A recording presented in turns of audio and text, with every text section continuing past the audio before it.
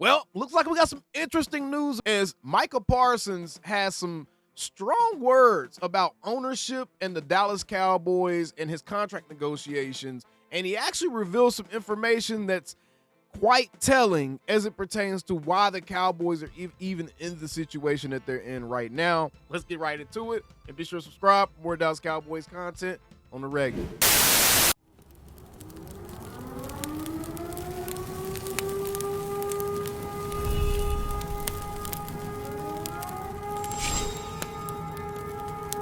Shut your up.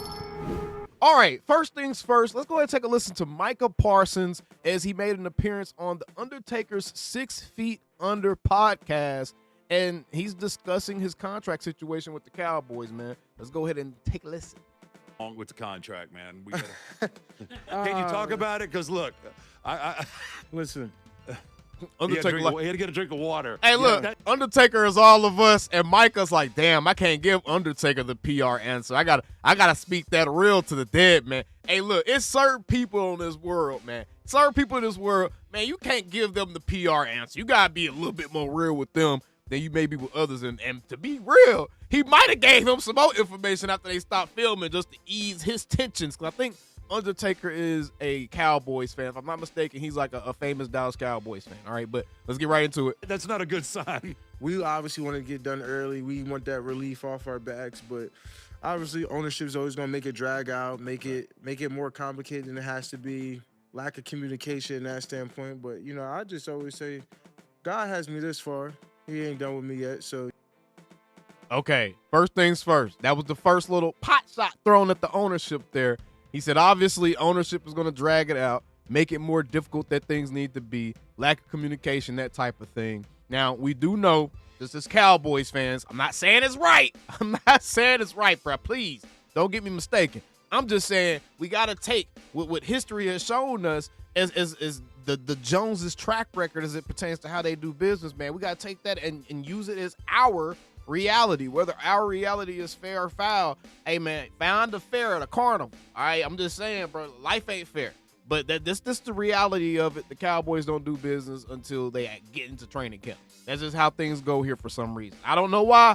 That's just how things go, man. You know, I just keep working, keep going, and then when it come, I'm going to be ready, but, you know, it ain't going to be no drop-off. It seems like to me, like they would want to get it done because there's a few other contracts out there that are going to probably say what you're going to end up getting paid. I would never understand it. We wanted to do the contract last year. They're just kind of back in CD, and then you go out there, perform again, and then, you know, you would think like, all right, we'll get it done early. We know there's some guys that's about to get ready to get repaid. Like, okay, that was important. That was important. For one, he said they wanted to get the contract done last season. Had they gotten that contract done last season, the Cowboys probably could have saved themselves 5, 6, 7 APY, because at that time the highest paid non-quarterback was Justin Jefferson, making $35 million per season.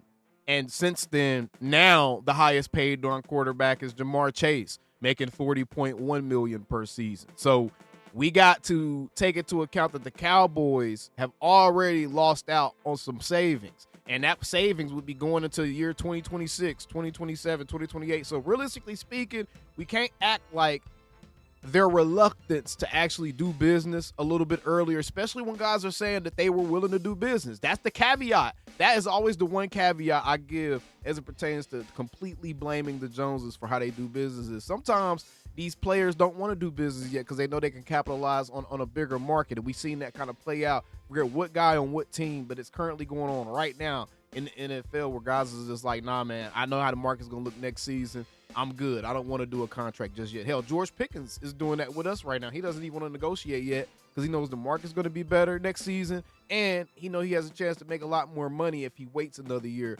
before he gets that extension, right? So that is a big deal, though. The fact that Micah wanted to sign last season, that means you could have got him for about $35 million. If he wanted to be a highest paid non-quarterback, you could have got Micah for $35 million. And by this time, right now, this year, had you signed him last year for $35, by this time, right now, this season, you would be paying Micah already before Aiden Hutchinson, before J.J. Watt, before any of those other. He would already be only like the top 3 or 4 paid defensive ends in the league. Already just one season removed for that. So you are absolutely missing out on a ton of savings, and I wouldn't be being real with y'all if I didn't bring that up. And look, I've been a person that I don't encourage fans to stress about the little things. Even though the fact is true, the Cowboys could have saved themselves some money. And if you really look at it, if they could have saved themselves about $7-8 million over the life of his contract per season, that is enough to get another pretty decent player on your roster. So you are taking away from your team a little bit by waiting here. And that's just being completely honest. Let's go ahead and keep listening. Miles, Max is gone, so you would think like, hey, let's get ahead of that. You know what I mean? Right. I just never understand, when guys come into the league and they're consistent and they, they perform well, why they got such an urge. But then there's guys that just have one good year or maybe 2 good years, and it's just like they get it right away. And even now, you got TJ and Max and all these other guys that's getting paid, and that's true. Hey man, I know Micah wasn't trying to make this point. I'm going to make it for him, though. I know he wasn't trying to make this point because he wouldn't do this to his teammate. Terrence Steele and Michael Gallup are excellent examples of that. Each of those guys had one good season for real. And the Cowboys were willing to pay those dudes. Michael Gallup to the point to where you couldn't keep Amari Cooper because you wanted to pay Michael Gallup so quickly, right? Terrence Steele to the point to where you paid him, and it looks like you might have paid him a couple years too early, right? So this is a very, very good point. But guys that deserve it, the CeeDee Lambs, the Dak Prescotts, the Zach Martins, any of these other guys that actually deserve the money, the Micah Parsons of the world, it's like, why drag this thing out if you know you're going to make this guy top paid anyways? Because you're the Jones family and you love doing it. At this point, you legitimately are only doing it for the headlines. But then you have to ask yourself the question, is that process more detrimental to the psyche of your football team and the players playing for your team than it is productive for the business of your team? Because I will continue to make this point. The Dallas Cowboys can make just as many headlines by doing the right things as they can by doing the wrong things. They could make just as many headlines by signing their guys a little bit earlier. That's allowing them to stay in the hunt for some of these other names that may be out there or whatever it may be, man. The Cowboys, I believe, could do just as good of business by not drawing this thing out, adopting a more 2025 approach to this instead of a more antiquated approach. And by 2025, I mean modernize it a little bit, man. Microwave mentality. Quicken up your hits, bro. You don't have to draw this thing out. You don't have to make it a long, drawn-out telenovela. People want to watch a 30-second snap now. People want to watch a 30-second reel. Cowboys, make your big splashes in 30 seconds, go viral, and then let that momentum carry the brand. And I think that would be a less destructive way to just go about business as it pertains to negotiating with your own guys. But Micah didn't say anything here. Yes, he was honestly very, very, almost brutally honest in this situation as it pertains by his contract negotiations and just how the ownership handles things and his opinion of it. But it was also respectful. He didn't disrespect anybody in a sense. And it was real. That's the truth. It's the facts of the matter. So I don't have any issue with Micah talking about this. And I think that it'll get done. I'm not really concerned about it at all. I think that his contract ultimately will end up getting done. Let's look to the last 12 seconds real quick, just make sure we miss anything. You can't want us to take less because you just decided to wait, You know what? I don't have any doubt. You're going to get.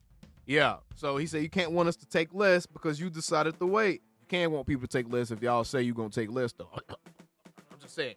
But no, that's real. That's real. And the Cowboys, the longer you wait, human nature takes over. If I agreed to get a $35 million deal, but you didn't finalize the paperwork and you didn't send in all the paperwork to my people so we can get the deal done, and then I'm starting to see other people in the market that may not be producing as well as me getting paid more than that, it's like, never mind. I don't know if I want to do that as much, right? So I can understand both sides of this thing. Again, it'll get done. I don't think that this becomes a thing where it should be a serious source of frustration for Cowboys fans necessarily, unless it doesn't get done like before the season starts. If this thing does not get done before the season starts, that means the Cowboys, they're on some they on some witch doctor stuff, and they got some voodoo stuff going on. I don't know what the hell they trying to do. All right, in this clip right here, Micah actually addresses his availability at training camp, why he's going to be there, et cetera, et cetera. Let's take a listen. How do you when do OTAs start? Are they already started? We just finished OTAs. OTAs are done, so so we're just waiting on the next thing we do is report to camp. report to camp. Yep. Right. So what's the strategy? I mean, I don't want to, just divulge what you can, but Yeah. are you gonna show if you're not signed? Or Yeah, for sure. For sure. You know, like I said, bro, like the money itself is going to be there. And Okay. you know, to me, like I want to win a Super Bowl, bro. And I I know, want you to win a Super Bowl. Believe me. and I know, like, Me too, for us to Undertaker. win a Super Bowl, like I need to bond with these guys. Like I need to be around these guys. Like Mhm. even if I'm, you know, it's just so much more that goes into a leadership aspect. Mm. And I just feel like it's my year to be a leader. And I don't want to be like my first year to be a leader and I'm gone for 3-4 months. You Right. know what I mean? I'm gone for weeks at a time. That's very, very aware, very savvy. And as much as some of you guys is viewing my channel right now, y'all may have remembered some of my critiques of Micah and just availability and making sure he's there and just trying to let the dude know the honest truth about, hey man, this is how perception is going to be affected by the things that you're doing, just based off of history. Just based off of history, this is how your perception amongst Cowboys fans will be affected by your actions.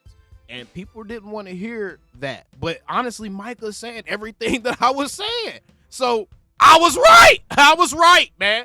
I was right at the end of the day because he's reflecting the exact things that I was critiquing him on.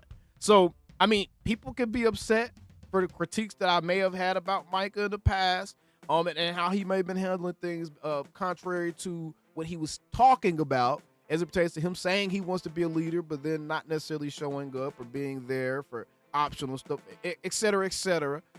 But hey, that's the truth. And he realizes it's the truth. And that's why he's going to make an effort to make himself available for his teammates. More than anything, make himself available for his teammates without hopefully putting himself in harm. I hope he still protects himself so that way he's still able to kill two birds with one stone in a sense. Be there for his teammates, but also protect his interests. But I love the way he's talking right now, bro. He's really, really embracing wanting to lead his group of guys, bro. And that's where it starts, is wanting to lead people. I'm not present. So I want to be as present as possible. Right. And, you know, the guys understand the contract situation. Everyone knows about that stuff. But, you know what I mean? I just want to be there. Yeah. I need to gel with these guys. Like, I need to build They need to fix their AI captions. It's bothering me. this camaraderie so we can win the Super Bowl. Even if ownership view it differently. But, you know, we need to be there, bro. Yeah. You know, Yeah. I like we hated that we missed CD Lamb all last camp. Right. And CD even Bro, tell you these something, AI man. captions killing me. It's hard coming back after missing time. Right. And we've seen it time after time after time with team after team after team. The 49ers have felt it when they had guys like Brandon Ayuk missing and he came back. He started slow and ended up getting injured. We've seen team after team. When guys hold out, it usually never turns out well for that player that season or that team. When guys hold out, it usually never turns out well. I can't think of a single time where it turned out the way that you would want it to turn out, right? But either way, love how Micah's talking. He's talking like a leader. He's walking like a leader. He's moving like a leader. He's thinking like a mature young man. And it's been a roller coaster ride seeing this dude, you know, just mature, kind of coming to his own. Not even just mature, but coming to his own and just kind of figure out what he is and what his place is and what he can impact and how to do so, right? So I really, really like to see this. Really, really like everything that he had to say on this particular video because, again, there's nothing wrong with speaking your mind as long as you're not doing it in a destructive fashion. So I don't think that he was destructive at all, and I think that any guy in that locker room would be behind him with the things that he said in those clips. But either way, appreciate you guys tuning in. Until next time, how about them Cowboys? Calling me, texting me, paging me, asking me, am I still them boys? Y'all usually check on me. Listen. I'm still them boys. Hey! Woo! Hey! I'm still them boys.